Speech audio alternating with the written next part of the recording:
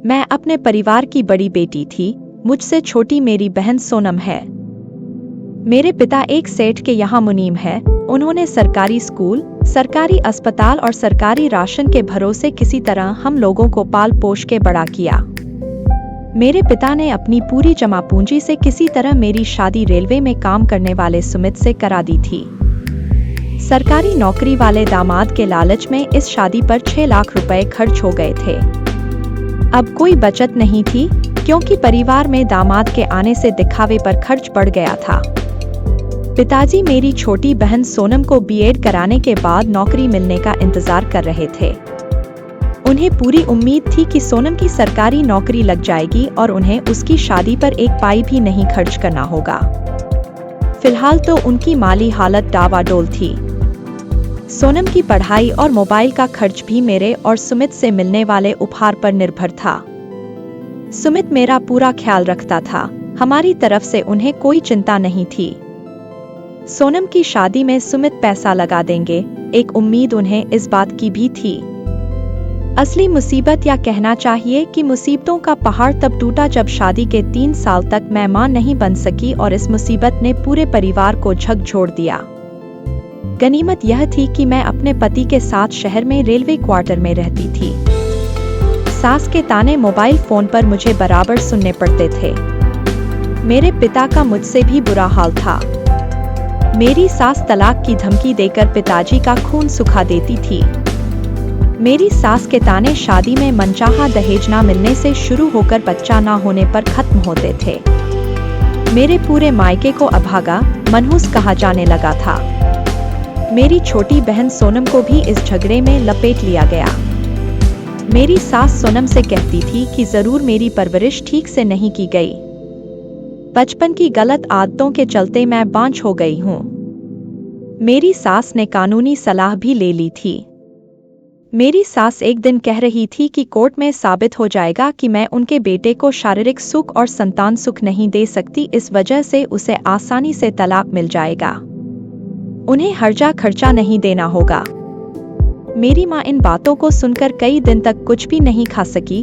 वे यह सोचकर मरी जा रही थी कि दामाद जी ने अगर मुझको छोड़ दिया तो मेरा क्या होगा। मेरी दूसरी शादी करने के लिए पैसे तो बचे नहीं हैं, और फिर दूसरा आदमी शादी करेगा क्यों?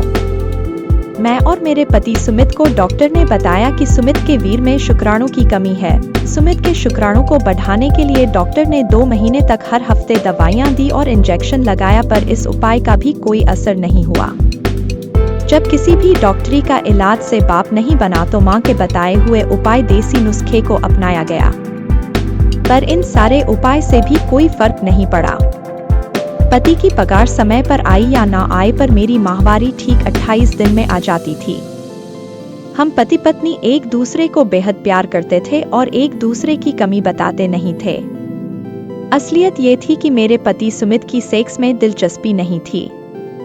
मैं पति को रिझाने की पूरी कोशिश करती थी, बिस्तर पर उनसे चिपक जाती, उनके गालों को चूम लेती, लेकिन सुमित पर इसका कोई खास फर्क नहीं पड़ता। इसके बाद हमने टोटके का सहारा लिया। मंगलवार के दिन हम पति पत्नी ने कुहार के घर जाकर पुत्र प्राप्ति के लिए प्रार्थना की और एक डोरी जिससे वह मिट्टी के बर्तन बनाता है मांग लाए। घर आने के बाद एक गिलास में पानी भरकर वह डोरी उसमें डाल दी। 1 हफ्ते तक वह डोरी उस पानी में भिगोकर रखी। अगले मंगलवार को गिलास में से डोरी निकालकर हम दोनों ने वह पानी पी लिया और इसके बाद वह डोरी हनुमान मंदिर जाकर समर्पित कर दी।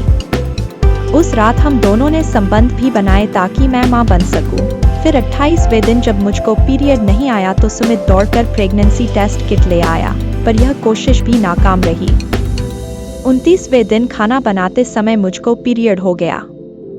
सुमित की बहन ने एक टोटके को आजमाया। अपने बच्चे का पहला टूटा हुआ दूध का दांत एक काले कपड़े में बांधकर काले धागे की मदद से मेरी कमर पर बांध दिया। जब तक मैं पेट से ना हो जाऊं, इस धागे को किसी भी कीमत पर ना उतारने की कठोर हिदायत दी गई।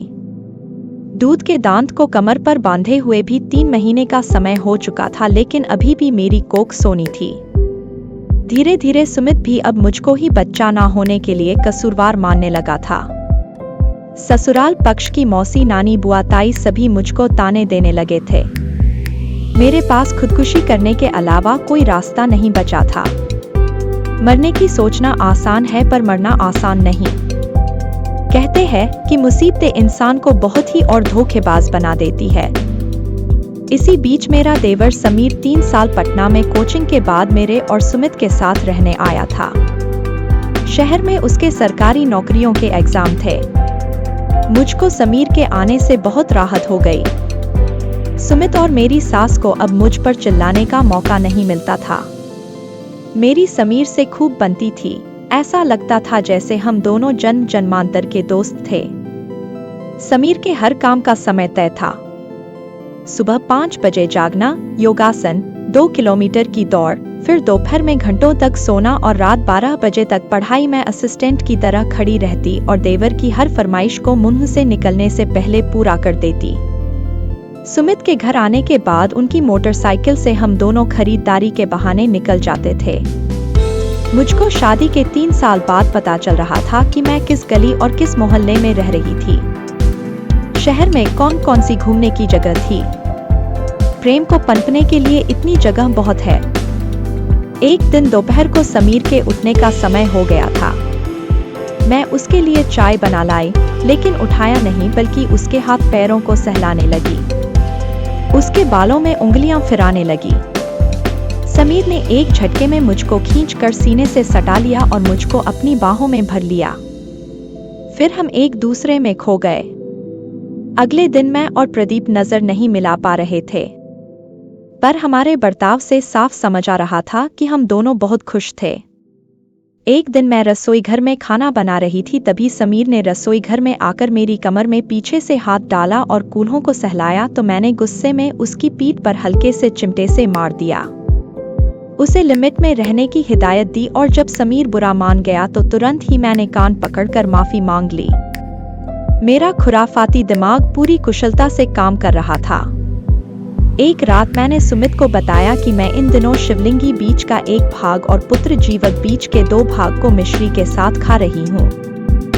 ननद का दिया टोटका बंधा ही है तो आज अच्छी उम्मीद है। फिर रात में देर तक मैंने सुमित के साथ भी संबंध बनाया। यह कई दिनों तक चलता रहा। दोपहर में समीर और रात में सुमित के साथ प्यार।